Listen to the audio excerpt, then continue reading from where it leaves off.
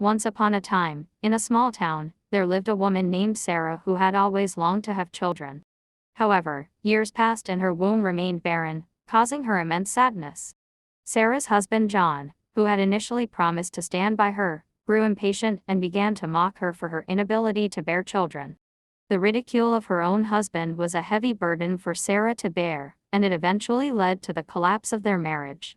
One day, while Sarah was praying fervently for a miracle, a divine presence filled her room, and she heard a comforting voice reassuring her that she would indeed become a mother. Overjoyed and filled with newfound hope, she continued to pray and trust in this promise. Months went by, and against all odds, Sarah became pregnant. Her joy knew no bounds, and she gave birth to beautiful twins, a boy and a girl. She named them Isaac and Rebekah. Her life was now filled with the laughter and love of her children. However, John, who had left her when she was at her lowest, heard about the miraculous turn of events. Realizing the gravity of his mistakes, he came back to beg for forgiveness. But Sarah, now surrounded by the love of her children and the faith that had sustained her, found it in her heart to forgive him but couldn't forget the years of suffering she had endured.